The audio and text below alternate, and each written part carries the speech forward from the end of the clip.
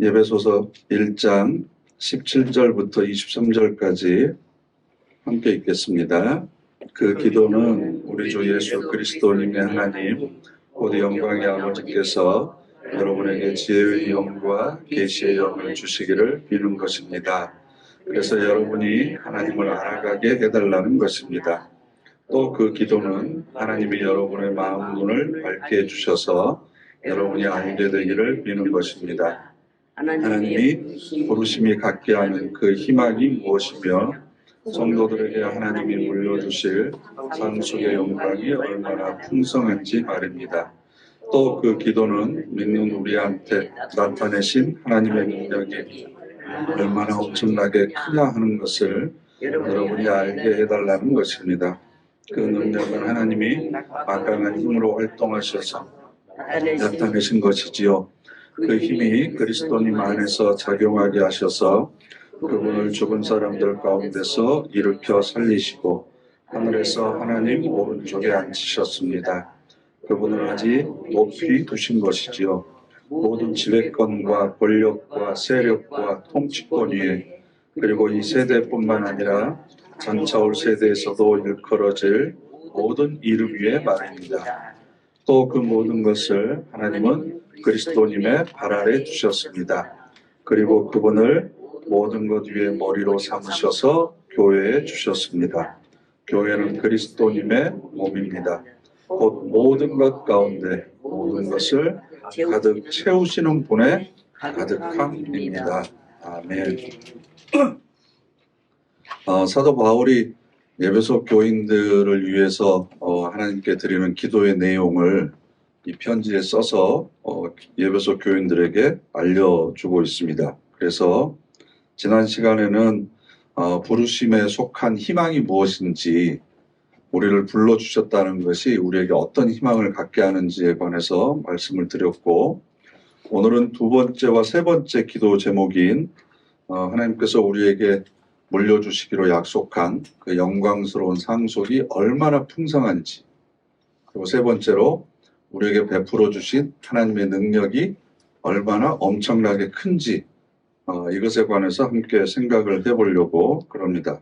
그래서 18절 말씀을 보시면 또 그 기도는 하나님이 여러분의 마음 눈을 밝게 해주셔서 여러분이 알게 되기를 비는 것입니다.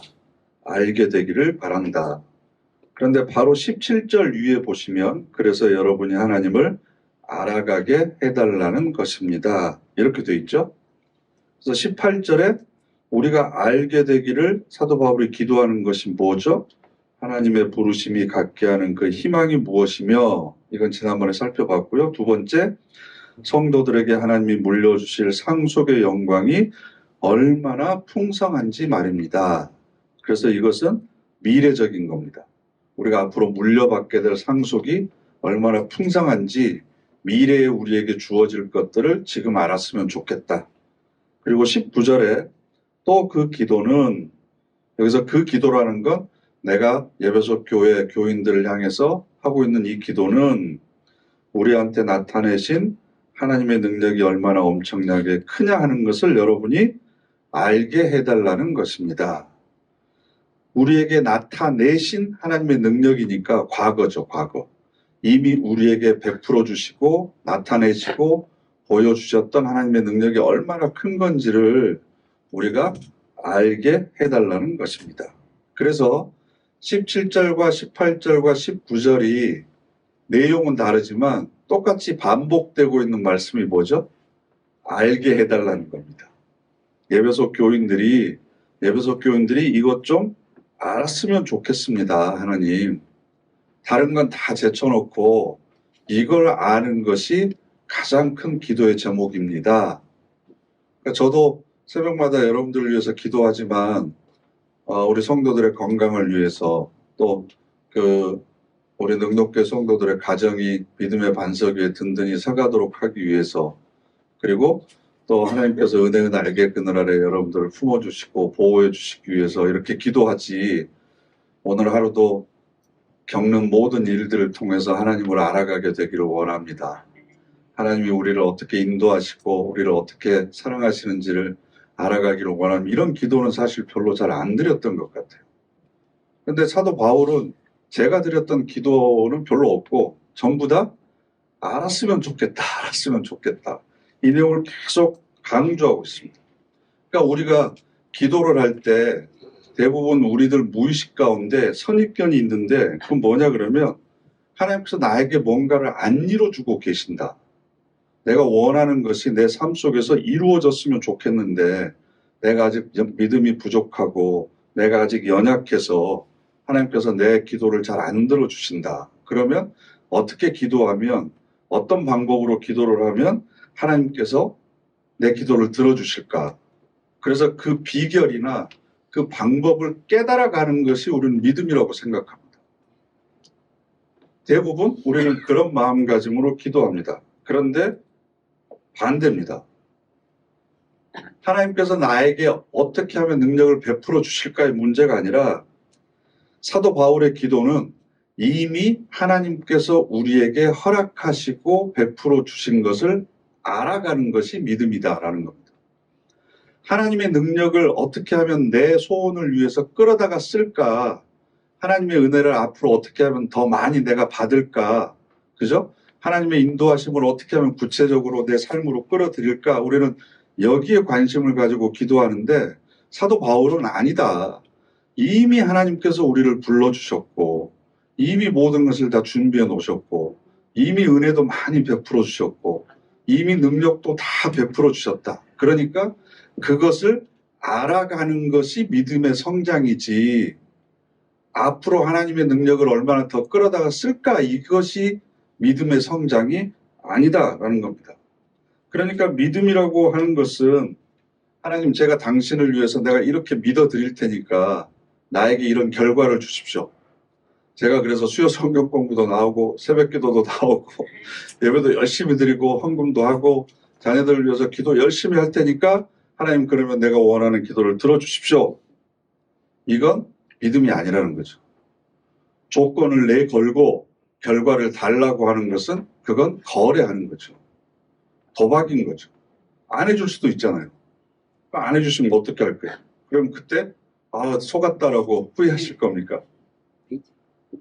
우리가 전도하면서 옛날에 가장 많이 썼던 말이 그거 일단 한번 믿어보세요. 이걸 일단 한번 믿어보세요.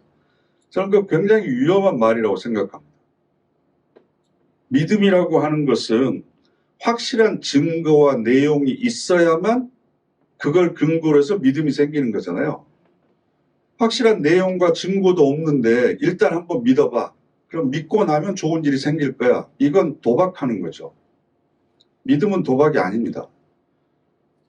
기독교는 믿음의 종교다. 이렇게 이야기할 때 이 믿음이라고 하는 것은 우리가 믿음을 가질 수밖에 없는 일들을 하나님께서 이미 다 행하셨고 베푸셨고 이미 우리를 위해서 다 준비해 놓으셨다. 그러니까 그것을 우리가 알아가고 깨달아가는 것을 통해서 믿음이 성장하는 거지. 앞으로 하나님 이거 해주시면 제가 믿어드릴게요. 제 기도 들어주시면 하나님 살아계신다고 제가 인정할게요.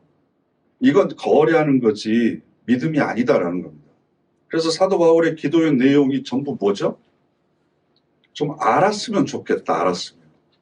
그래서 18절 후반절에 있는 오늘 함께 살펴보실 내용이 뭐냐 그러면 성도들에게 하나님이 물려주실 상속의 영광이 얼마나 풍성한지 말입니다. 우리가 신앙생활하면서 그 두 가지 문제에 대한 두 가지 질문에 대한 해답을 우리가 가지고 있어야 됩니다. 그 두 가지 질문 중에 첫 번째 질문은 뭐냐 그러면 오늘 이 시간 나는 어떻게 하나님의 자녀답게 살아갈 것인가? 하루하루를 어떻게 하나님의 자녀답게 살아갈 것인가? 당신은 하나님의 자녀다운 삶을 어떻게 살아가고 있습니까? 라는 질문에 대해서 내가 대답할 것이 있어야 됩니다. 두 번째로 당신의 삶은 어디를 향해서 가고 있습니까? 어떤 목적을 향해서 가고 있습니까? 그럼 이 두 가지 질문에 대해서 우리가 답을 해야 되는데 이 두 가지 질문 중에 더 중요한 질문이 어떤 걸까요? 오늘을 어떻게 살 것인가가 중요한 질문일까요? 아니면 어디를 향해서 가고 있는지 목적이 더 중요한 질문일까요? 두 번째 질문이겠죠.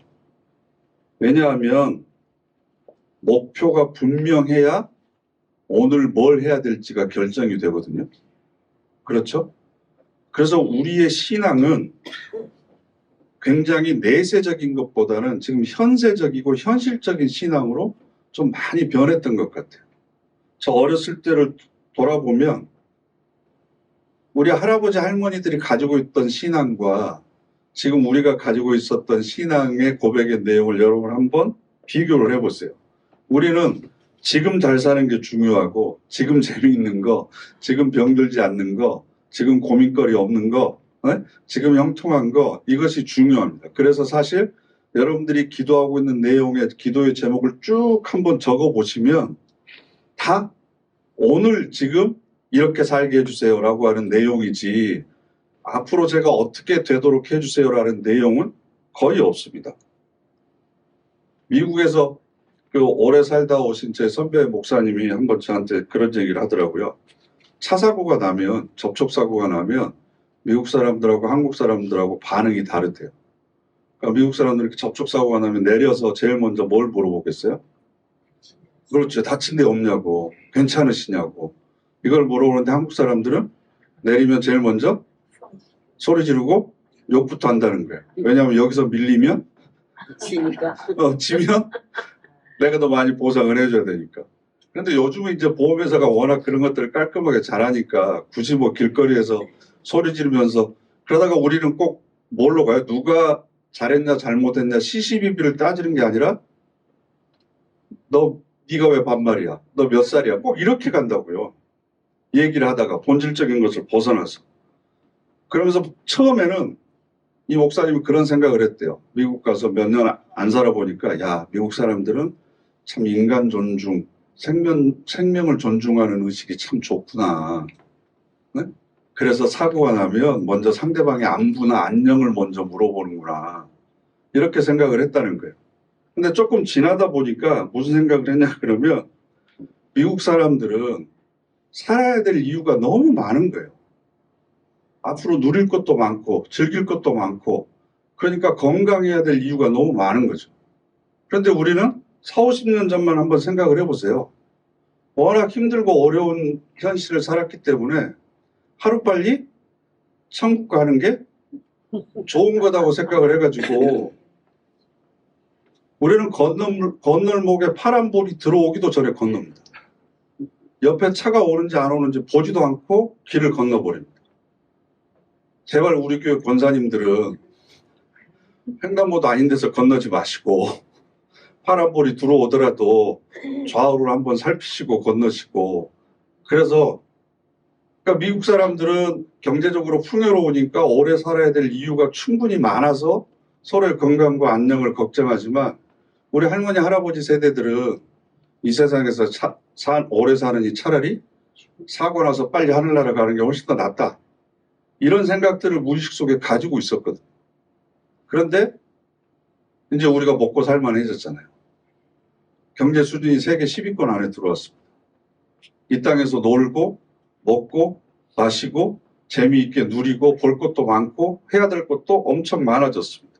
그래서 현실적인 복을 많이 간구하기 시작했지 하나님이 앞으로 나에게 어떤 상속을 얼마나 많이 물려주실지 우리가 하나님 나라에 가서 내세에서 얼마나 풍성한 것을 누릴지에 대해서는 별로 고민하지 않습니다. 그것에 대해서 기대하지도 않고 지금 내 발 앞에 떨어진 일들을 어떻게 해결하느냐에만 급급해서 살아가고 있습니다. 그런데 여러분 현실이라고 하는 건 오늘이라고 하는 건 미래가 결정되어 있지 않으면 오늘의 삶을 살아갈 수 있는 기준이 없는 거예요. 사실 우리가 경제적으로도 가정의 목표가 있잖아요. 가계부채가 이 정도 있는데 우리가 5년 안에 갚겠다. 그러면 계획을 세워서 오늘 얼마씩 줄여나가서 차츰차츰 이렇게 생활을 하잖아요. 그런데 경제적인 목표가 없으면 어떻게 돼요? 주머니에 있는 대로 다 쓰는 거죠. 노후를 위해서 내가 어느 정도를 마련을 해야 되겠다라고 하는 목표가 있으면 그것을 위해서 오늘의 지출을 조절을 하는 거예요. 삶도 마찬가지죠. 내가 앞으로 내 마지막이 어디가 될지, 내 마지막이 하나님 앞이 될지, 아니면 하나님 나라는 없는 거고 죽으면 다 모든 게 끝나는 거고, 그렇게 생각하는 사람과 아니다, 하나님 앞에서 내 모든 삶을 결산해야 될 때가 있다. 그리고 구원을 받는 것도 등급이 있잖아요. 네? 모두가 다 하나님 나라 들어가는 게 아니고 하나님 나라에 가더라도 사도 바울이 그런 얘기 했잖아요. 불 속에서 건져낸 것처럼 부끄러운 구원이 있고, 불난 집에서 뛰쳐나온 사람들 보면 얼굴 수검댕이에다가 옷도 제대로 못 입고 그렇게 건져낸 구원이 있고, 또 하나님 나라에 가서 생명의 면류관, 의의 면류관, 영광의 면류관, 이 면류관을 받을 사람들이 있는 거죠. 그러면 내 목표가 무엇이다, 내 인생의 마지막 목표가 무엇이다 라고 하는 것이 정확히 정해져 있으면 그것을 위해서 오늘의 삶을 절제하고 경건하게 살고 거룩한 삶을 살려고 노력을 하는 거죠. 그런데 그것에 대한 목표를 우리가 점점 잊어지고 있으니까 세상 사람들과 살아가는 게 별로 다르지를 않는 거예요. 결정하고 선택을 하는데 세상의 사람들과 우리가 결정을 하는 기준이 전혀 다르질 않는 거죠. 돈을 쓰는 것도 지출의 기준도 보면 별로 다르질 않아요. 교회 헌금하는 거 말고는 세상 사람들이 쓰는 것과 별로 다르지 않게 사용을 합니다. 내 시간을 사용하는 것도 마찬가지고. 그러니까 내가 지금 어떻게 살 것인가 라는 문제는 항상 마지막을 생각을 해야 돼요. 마지막을.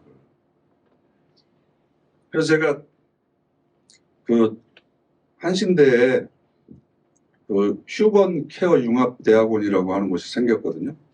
처음 들어보시죠? 이름이 복잡해요. 휴번, 인간을 케어 돌보는데 융합해서 돌본대요. 그런 뭐 대학원이 생겼는데 거기에 전공이 죽음교육 상담학이라고 하는 게 있어요. 죽음교육 상담. 제가 거기 겸임 교수예요. 모르셨죠? 알았어요? 그래요? 아, 광고 시간에 잘 들으시는구나. 그래서 제가 죽음학에 대해서 한 2018년부터 지금 6년째 지금 공부하고 있는데, 사람들이 제일 많이 물어보는 질문이 뭔 줄 아세요? 죽음에 대해서 뭐 공부할 게 있어? 그냥 있다가 잘 죽으면 되지? 평안하게 죽으면 되지? 존엄하고 평안한 죽음을 죽으면 되지? 그것에 대해서 뭐 준비할 게 있어? 라고 이야기를 합니다. 그리고 대부분의 사람들이 죽음에 대한 이야기를 하는 걸 회피합니다. 재수없다고 생각합니다. 다른 사람의 죽음에 대해서는 야, 누구 이렇게 해서 죽었대, 이렇게 됐대, 그래서 남은 가족들이 어떻대, 그러면서 가십거리 우리끼리 막 이야기를 하지만 정작 나는 어떻게 죽을 것인가에 대해서는 고민도 하지 않고 생각하지도 않습니다. 그래서 일부러 그것을 좀 환기시키려고 작년부터 우리가 성도 추모주일 예배를 드리는 거예요. 1년에 한 번씩. 나도 언젠가는 이 자리에 저 촛불에 내 이름이 붙여져 있겠구나. 그래서 나를 기억하면서 성도들이 이렇게 예배를 드리고 있겠구나. 그러면 그때 모여있는 사람들은 나를 생각하면서 어떤 기억을 떠올릴까? 우리가 다 마지막이 있다는 거잖아요. 마지막이. 그래서 죽음학의 가장 큰 질문이 뭐냐 그러면요. 오늘이 마지막이라면 나는 누구와 어디서 무엇을 할 것인가? 그런데 오늘이 마지막이라면, 즉 오늘 죽는다면 이걸 쏙 빼버리면 나는 오늘 어디서 무엇을 할 것인가의 기준이 뭐가 되죠? 내 욕망이 되는 거죠. 내 욕구가 되는 거죠. 그냥 하고 싶은 대로 그때그때 감정과 기분에 따라서 사는 거예요. 그런데 죽음이라고 하는 것을 항상 머리에 염두에 두고 오늘의 내 삶을 바라보면 내가 오늘 어디서 누구와 무엇을 해야 되는지 가장 가치 있는 일을 찾게 되죠. 그러면 그렇게 매일매일 가치 있는 하루하루를 살다 보면 가치 있는 삶이 되는 거죠. 그죠? 대부분의 사람들이 존엄하고 평안한 죽음을 원해요. 그런데 존엄한 죽음을 맞이하기 위해서는 존엄한 삶을 살아야 돼요. 존엄한 삶을 살지 않는 사람이 마지막에는 나 존엄하게 죽을래. 이게 가능할까요? 거룩한 삶을 살지 않는 사람이 거룩한 죽음만 거룩하게 될 수 있을 것 같으세요? 그러니까 나는 하나님 앞에 어떤 모습으로 설 것인가? 하나님 나라에 가기 위해서 나는 어떤 모습으로 나의 마지막을, 내 삶을 완성할 것인가? 그걸 항상 염두에 두고 오늘 하루하루를 살아가는 것. 그게 우리에게 허락하실 영광스러운 상속이 얼마나 풍성한지를 항상 머릿속에 기억하면서 살아가는 거죠. 그래서 고린도전서 15장 말씀 한번 찾아보실까요? 에베소서 바로 앞에 고린도전서 15장 32절.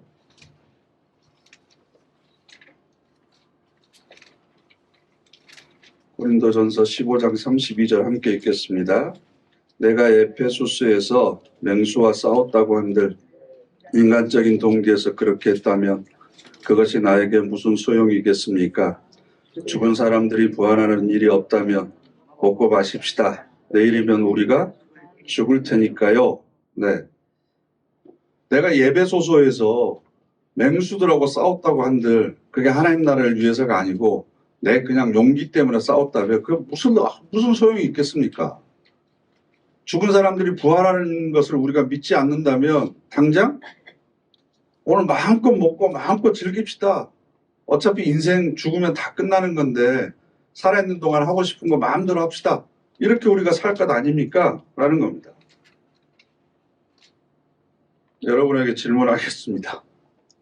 만일 내일 예수님이 오신다면 여러분들이 해야 할 것이 뭐가 있겠습니까? 아니 예수님이 내일 오신다. 그것보다 하나님께서 내 영혼을 오늘 불러가신다.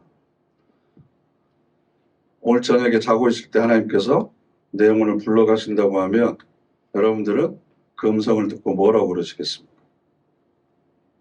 하나님 일주일만 기다려주세요. 아니 일주일은 짧고 1년만 기다려 주십시오. 내가 지금까지 열심히 해서 모아놓은 거 있으니까 하고 싶은 거 있으니까 그거라도 쓰고 가야 될 거 아닙니까? 그러니까 1년 아니 6개월로 합시다. 6개월 이렇게 협상하실 거죠. 아니요. 할렐루야 하면서 당장 왜 이제 오셨습니까? 제가 그렇게 가고 싶었는데 빨리 좀 데리러 오시지. 그러시겠습니까? 그것도 못해. 그것도 못하겠고 준비가 안 돼서. 당장 와라 그러면 해야 될 것도 많고 쓸 것도 많이 지금 남겨놨는데 얼른 써야 되는데 그거 아까워서 어떻게 갑니까 하나님 이러실 겁니까? 헨리 오웬 신부가 제가 언제 말씀드렸던 것 같은데 교통사고가 크게 났어요. 그래가지고 갈비뼈 부러지고 내장이 파열되고 중환자실에서 그 의식불명의 상태가 있으면서 환상을 봅니다. 하나님 나라에 대해서. 너무 기뻤는데 의사가 수술을 잘해가지고 수술을 잘해서 며칠 만에 눈을 떠요. 그러니까 이 헬레나 신부를 좋아하던 친구들과 그 교구의 교인들이 와가지고 막 기뻐서 신부님 깨어나셨어요. 며칠 만에 깨어나신 줄 아세요. 그러니까 자기가 깜짝 놀랐다는 거예요. 아니 그 좋은 하나님 나라를 안 가고 다시 이 땅에 온 걸 뭘 이렇게 사람들이 좋아하는 건지 이게 지금 좋아해야 될 일인가? 내가 신부로서 이 사람들에게 뭘 지금까지 가르쳤던가? 죽음이라고 하는 것을 우리는 어떻게 이해하고 있길래? 그러니까 죽음이라고 하는 거, 마지막이라고 하는 거, 언젠가는 하나님 앞에 내가 서야 된다는 거, 그래서 그 영광스러운 상속을 받아서 내가 누리는 삶이라고 하는 것이 지금 이 땅에서 80년, 100년 살면서 누리는 것보다 영원한 세월을 우리가 살아간다고 한다면 그것에 대해서 목표를 가지고 오늘 하루하루를 준비해야 되는 거죠. 아이가 280 며칠 있죠. 엄마의 자궁 안에서. 280. 오래돼서 잊어버리셨죠? 10개월이 약간 안 되잖아요. 280 며칠 되잖아요. 이 땅에서 80년의 인생을 살기 위해서 280일을 준비하는 거예요. 그럼 영원한 하나님 나라를 위해서 하나님께서 우리에게 70년, 80년, 90년의 기회를 주시는 거죠. 그럼 그걸 우리가 알고 있으면 준비를 해야 되죠. 그래서 매일매일 거룩을 준비해야 되고 경건을 연습해야 되고 엄마의 그 자궁 안에서 애가 손과 발이 무슨 필요가 있어요? 눈이 무슨 필요가 있어요? 근데 이 세상에 나와서 살아야 되기 때문에 엄마의 자궁 안에서 손과 발이나 눈이나 코가 다 만들어지잖아요. 그러면 우리가 하나님 나라 가면 여러분 요한계시록 보면 하나님 나라 가서 할 게 뭐가 있어요? 거기 가서 설교 듣겠어요? 찬양하는 일밖에 없다고. 찬양하는 일. 그리고 남겨두고 온 사람들을 위해서 기도하는 것밖에 없다. 그래서 찬양과 기도를 우리가 여기 살면서 연습해서 가는 거예요. 그게 몸에 배어있지 않으면, 익숙해져 있지 않으면 하나님 나라 가서도 굉장히 힘들걸요. 어제 했으면 됐지 오늘 또 해야 되나? 한 10년 했으면 됐지 와 앞으로 100년 200년 계속 해야 돼? 이렇게 되는 거죠. 영원한 하나님 나라를 위해서 준비하는 겁니다. 남을 위해서 기도하고 많은 사람들 앞에서 하나님의 자녀답게 살아가는 연습을 해야 거기서도 실제로 아버지 하나님을 만났을 때 자녀다운 품격을 유지하면서 살아갈 수 있는 거죠. 그걸 하나씩 하나씩 준비해 가는 겁니다. 그러니까 우리의 믿음이라고 하는 것은 얼마나 그 사람이 뜨겁냐, 얼마나 열정적이냐, 얼마나 열심을 내느냐 이게 중요한 게 아니고 하나님을 얼마나 알고 있느냐가 중요한 거예요. 그동안 한국교회가 이걸 굉장히 많이 놓쳤습니다. 그래서 열심과 뜨거움은 있었는데 하나님이 어떤 분이신지를 잘 몰랐습니다. 열심은 있었지만 방향이 잘못되어 있어서 옆길로 많이 새버렸습니다. 그래서 지금 교회가 세상으로부터 신뢰를 받고 있지 못하는 이유 중에 가장 큰 이유가 바로 저는 그거라고 생각을 합니다. 그래서 영광스러운 상속이 무엇인지 내가 하나님 나라에서 누리게 될 것이 얼마나 풍성한 건지 하나님 좀 그걸 좀 알게 해주세요. 그래서 여러분들이 그 뷔페 갔다고 생각을 해보세요. 처음 나오는 게 코스 요리 나오잖아요. 중국집 가면 처음 나오는 게 다가 아니잖아요. 자기 양이 작은 사람은 처음 걸 다 먹나요? 나중에 더 좋은 게 나올 걸 알기 때문에 처음에 한두 코스 나오는 건 그냥 그 맛만 보는 거죠. 다 먹어. 양이 크신 분들은 다 먹지만 이 땅에서 누려야 될 것들을 다 누리다 보면 정말로 하나님께서 우리를 위해서 준비해 주시는 것을 우리가 누리지를 못하게 된다라는 겁니다. 그래서 하나님의 영광스러운 상속이 얼마나 풍성한지 하나님 제가 깨닫게 해주십시오. 그래서 그 영광스러운 상속이 얼마나 풍성한지를 우리가 깨달으면 깨달을수록 오늘의 고난과 시련도 견딜 수 있는, 이겨낼 수 있는 힘을 얻게 되는 거고 이 땅에서의 수고가 의미 없는 것이 아니구나. 가치 없는 것이 아니구나. 그래서 좌절하지 않고 이 길을 끝까지 걸어갈 수 있는 거죠. 그래서 여러분들의 기도의 제목 중에 하나님의 영광스러운 상속이 얼마나 풍성한지 알게 해주십시오. 이 기도가 꼭 앞에 들어가시기를 바랍니다. 네? 네. 두 번째로 하나님의 능력입니다. 하나님의 능력. 하나님께서 이미 우리에게 능력을 다 베풀어 주셨다.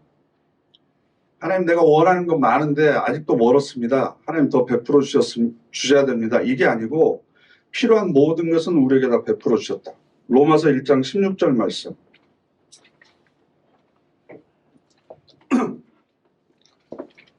자, 앞으로 넘기셔서 사도행전 다음에 로마서 1장 16절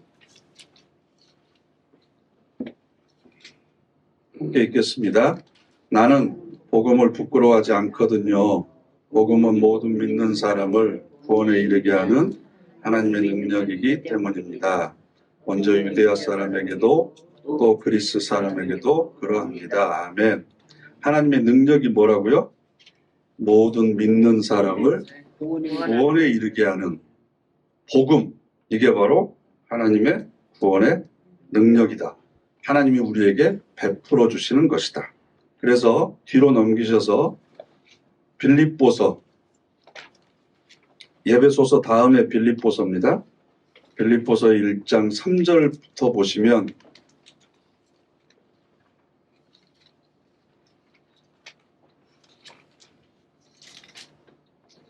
빌립보서 1장 3절부터 6절까지 여기는요. 빌립보 교인들을 향한 사도 바울의 기도예요. 우리가 예배소서에서 읽었던 건 예배소 교인들을 위한 기도고 여기는 빌립보 교인들을 위한 기도예요. 3절부터 6절까지 함께 읽겠습니다. 나는 여러분을 떠올릴 때마다 나의 하나님께 감사드립니다. 여러분 모두를 위해 내가 매달려 기도할 때마다 언제나 그렇게 합니다. 기쁨으로 매달려 기도하면서요. 여러분이 복음을 위한 일에 첫날부터 이제까지 동참하고 있기 때문입니다. 나는 바로 이것을 굳게 믿고 있습니다. 곧 여러분 가운데서 선한 일을 시작하신 분이 끝마무리도 하실 것을요. 그리스도 예수님의 날까지 말입니다. 아멘. 여러분 가운데서 선한 일을 시작하신 분이 누구시죠? 하나님이십니다. 우리가 시작한 게 아닙니다. 하나님이 우리 가운데서 선한 일을 시작하셨습니다. 그럼 그걸 누가 완성하시죠? 하나님이 하십니다. 그래서 우리의 믿음은 네 가지 중에 가장 뭐가 중요하다? 믿음의 대상이 중요하다. 하나님을 어떤 분으로 알고 믿느냐, 이게 중요하다. 누가 믿느냐가 중요한 게 아니고 내가 어떻게 믿느냐가 중요한 게 아니고 어떤 분을 우리가 믿고 있느냐. 그래서 신앙이 좋다, 믿음이 좋다고 하는 것은 내가 얼마나 열심히 믿느냐가 아니라 내가 얼마나 하나님을 잘 알고 있느냐. 잘 안다고 하는 것은 안다라고 하는 단어가 좀 다른 의미를 가지고 있는데요. 정보를 안다는 것이 아닙니다. 저에 대해서 여러분들이 정보를 알고 있잖아요.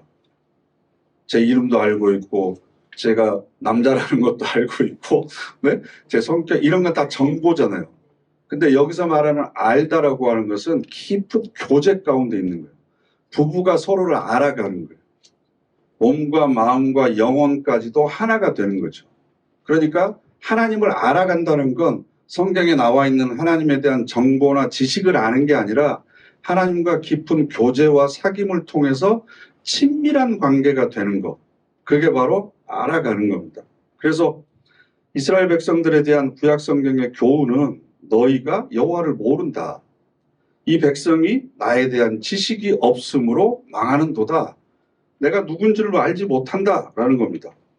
그래서 이제 지금까지 20세기의 우리 기독교가 한국의 기독교가 뜨거움과 열정을 강조했다면 그죠? 어디 기도원 가면 뜨겁대더라. 어디 가면 불 받는 데더라. 어디 가면 은혜 받는 데더라. 이걸 강조했다면 이제는 하나님과 깊은 교제 가운데로 들어가는 거예요. 하나님을 알아가는 것에 강조점을 둬야 됩니다. 그래서 하나님께서 지극히 크신 능력으로 우리에게 무엇을 베풀었는지를 알아야 되는 거예요. 빌립보서 1장 6절 말씀처럼 우리 안에 선한 일을 시작하신 분이 우리를 불러내신 거잖아요. 그럼 선한 일을 시작해서 지금 내가 이 자리에 오기까지 어떤 일들을 계속 해왔는지를 여러분 기억해 보십시오. 지금까지 살아오시면서 저보다 훨씬 많이 사신 분들이, 오래 사신 분들이 많으니까 많은 일들을 겪으셨을 거 아니에요. 그럼 하나님께서 여러분들의 인생에 얼마나 큰 일을 하셨는지 기억해 보십시오. 그런데 우리 인간이 정말 이율배반적인 게 이미 얻은 것들은 힘이에요. 기억이 잘 안 나요. 이미 손에 잡고 있는 것은 별로 가치가 있다고 생각하지를 않아요. 지금 내가 누리고 있는 것이 얼마나 소중한지 몰라요. 잃어봐야만 그때 가서야 그게 얼마나 소중했나를 알게 되는 거죠. 지금까지 여러분들 살아오시면서 가정에 자녀들 혹은 건강에 물질적인 문제 이런 여러 방면에 기막힌 일들이 많이 있었을 겁니다. 그런데 그럴 때마다 하나님께서 어떻게 능력으로 간섭하셨는지 그걸 기억해야 되거든요. 그런데 우리는 지금까지 크신 능력으로 우리에게 베풀어 주신 것은 기억하지 않고 당장 눈앞에 있는 문제만 크게 보이기 때문에 하나님 이 문제만 해결해 주시면 제가 앞으로 더 열심히 하겠습니다. 이것만 해결해 주시면 제가 이렇게 하겠습니다. 라고 매달리는 거죠. 믿음이 강하다고 하는 건 이미 나에게 베풀어 주신 일들을 기억하면서 나에게 닥치는 모든 일들을 담대하게 맞서 나가는 겁니다. 피하는 것이 아니라 부딪혀 나가는 겁니다. 그래서 제가 설교하면서도 가장 많이 쓰는 단어 중에 하나가 직면하는 겁니다. 돌파하는 겁니다. 돌파. 파쇄라고 그러는데요. 깨트리고 나가는 거죠. 깨트리고 나가는 거지 고난과 시련과 역경, 시험 이 모든 것들은 직면하는 거고 부딪히는 거지 도망치는 게 아닙니다. 혼자 힘으로 힘들면 기다리시면 됩니다. 그래서 옛날 성인들은 상선약수라고 그랬거든요. 상선약수. 최고의 선은 물과 같은 것이다. 그래서 물이 흐르는 걸 한번 봐보세요. 물이 흐르는 거. 그게 바로 자연스러운 거, 자연스러운. 작은 돌들이 있으면 피하는 게 아니라 소리를 내면서 넘어가요. 졸졸졸 흐르는 소리가 저는 그 얘기를 듣고 보니 그렇게 들리는 거예요. 아, 돌들에 부딪혀서 물들이 시름소리를 내는구나. 그러나 그것을 피해가지 않습니다. 졸졸졸졸 하면서 그냥 흘러갑니다. 커다란 바위가 있으면 돌아갑니다. 그죠? 앞이 딱 가로막혀 있으면 어떻게 해요? 기다립니다. 다른 물들이 올 때까지. 그래서 채워지면 같이 넘어가는 겁니다. 그럴 수 있는 비결이 하나님께서 내가 이 자리에 올 수 있도록 어떻게 내 삶을 인도해 주셨는지를 항상 기억하는 겁니다. 시편 77편 한번 찾아보실까요? 우리 성경책 제일 뒤로 가시면 구약성경 시편이 수록되어 있죠. 시편 77편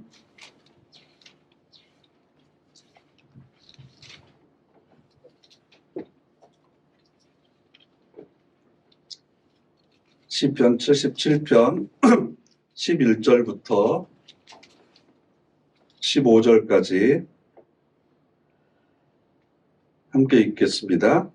나 생각해 보겠습니다. 여호와가 하신 일들을 기억해 보겠습니다. 옛날부터 주님이 하신 놀라운 일을 나 중얼거리며 깊이 생각하겠습니다.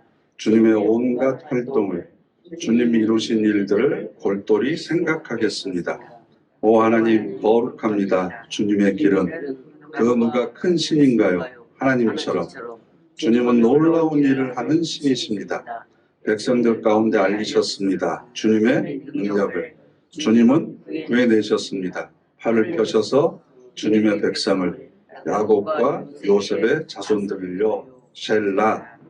셀라라고 하는 뜻은요. 아 여기 밑에 있네요. 간주예요. 간주. 그러니까 우리가 제가 지방에 있는 교회도 몇 년 있었거든요. 근데 지방에 있는 교회는요. 1절, 2절 부르면 간주하고 3절, 4절 불러요. 찬송가 예배 시간에. 5절짜리 찬송이 있으면 1, 2, 3절하고 후렴 간주한 다음에 4절, 5절을 불러요. 그렇죠. 처음에 익숙하지 않아서 왜 그러세요? 그랬더니 쉬었다 하는 거예요. 쉬었다. 그게 셀라예요. 셀라. 중간에 너무 긴 시는 호흡이 길잖아요. 그러니까 잠깐 쉬었다가 악기가 간주가 들어가고 또 다시 이렇게 찬송을 이렇게 부르는 거예요. 그러니까 우리가 그 성가대 찬양대 찬양할 때도 1절하고 2절 사이에 간주가 이렇게 들어가잖아요. 그 셀라의 의미예요. 근데 오늘 우리가 읽은 내용을 보시면 11절에 나 생각해 보겠습니다. 기억하겠습니다. 뭘 생각하고 뭘 기억하죠? 여호와가 하신 일들, 주님이 하신 놀라운 일들. 나 중얼거리며 깊이 생각하겠습니다. 이게 바로 묵상입니다. 묵상은 작은 소리로 계속 읊조리면서 반복하는 거라고 그랬잖아요. 맞아 내가 그때 그랬었는데 그래가지고 이랬는데 하나님이 막 이렇게 해주셨지. 그래서 그때 이런 일들을 계속 기도하면서 읊조리는 거예요. 주님의 온갖 활동을 주님이 이루신 일들을 골똘히 생각하겠습니다. 지금 현재 내 앞에 닥쳐있는 문제를 골똘히 생각하면 그 문제 속에 함몰돼 버리거든요. 거기서 헤어나올 수 없거든요. 그러니까 그 문제를 생각하는 것이 아니라 지금까지 나에게 베풀어 주셨던 일들을 골똘히 생각해 보는 거예요. 맞아. 그때는 더 큰 일도 있었는데. 맞아. 그때는 더 절망적이었는데. 골똘히 생각하는 거죠. 그랬더니 13절에 오 하나님 거룩합니다. 주님의 길은. 하나님께서 모든 것을 이루어 가시는 방법들이 다른 신들하고 거룩하다는 거 구별되는 하나님만의 방법과 하나님의 때가 있습니다. 그래서 하나님처럼 큰 신이 없습니다. 놀라운 일들을 하시는 분입니다, 하나님이. 그러면서 점점 이 분위기가 바뀌어가는 거죠. 이게 우리에게 베푸신 능력이 얼마나 크고 놀라운지를 자꾸 기억하는 겁니다. 왜 이걸 사도 바울이 에베소 교인들을 위해서 기도했을까? 그만큼 에베소 교인들이 살아가는 삶의 현실이 힘들고 어려웠습니다. 우리도 마찬가지입니다. 성도로 믿음을 가지고 세상을 살아간다고 하는 건 쉬운 일이 아닙니다. 처음에는 못 모르고 교회 다니면 마음의 평안을 얻는데 기도하면 하나님께서 들어주셔서 형통하되 라고 하는 그 종교심, 누구나 인간이면 가지고 있는 그런 종교심을 가지고 신앙생활을 시작하지만 한편으로 그런 분들 보면 좀 짠할 때가 있어요. 3년만 지나면 알 텐데 이제 결코 형통이 아니라는 걸. 그리고 그동안 생각하지 못했던 것을 생각해야 되고 고민하지 않아도 되는 것을 더 고민해야 되고 갈등하지 않았던 내적 싸움을 더 많이 겪어야 되고 그죠? 새로운 차원의 고민을 해야 되고 새로운 싸움에 나와의 선한 싸움을 해야 되고 그래서 갈등도 많아지고 그리고 믿음을 지키면서 살아간다고 하는 게 주변으로부터 결코 좋은 평판을 받지 못한다는 것도 알게 될 거고 그럼에도 불구하고 이 길을 끝까지 걸어갈 수 있도록 해주십시오라고 기도를 하는데 신앙생활 처음 시작하게 되시는 분들을 보면 한편으로 짠하기도 하고 한편으로는 굉장히 기쁘기도 하고 그런 마음이 저는 좀 교차하는 게 있어요. 하나가 해결되면 다 끝난 줄 알았는데 또 다른 문제가 오고 이 산을 넘으면 더 큰 산이 오고 하나님께서 나를 연단시켜서 이 정도는 됐겠구나. 그러면 더 큰 일을 주셔서 더 연단시키시고 그게 다 상속을 더 풍성하게 받을 만한 자격이 있는 사람으로 우리를 만들어 가시는 거죠. 만들어 가시는 거죠. 그리고 이 모든 삶의 과정들, 사건들 가운데 하나님께서 개입하셔서 우리들에게 능력을 베풀어 주신다라는 겁니다.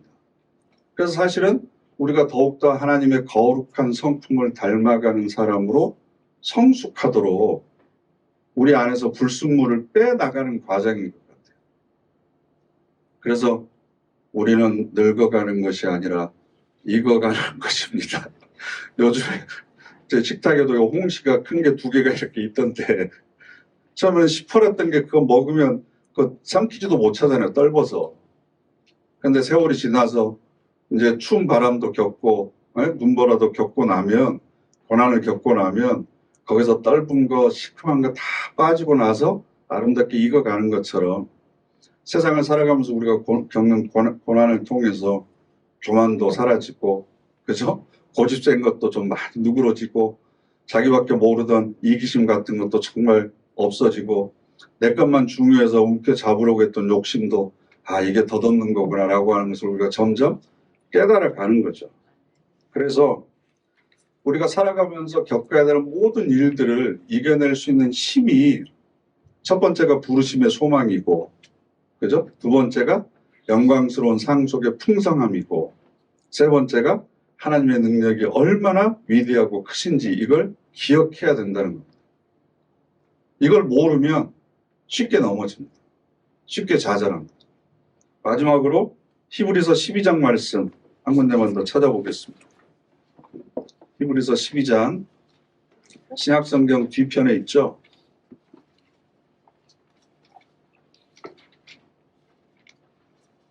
히브리서 12장 1절부터 3절까지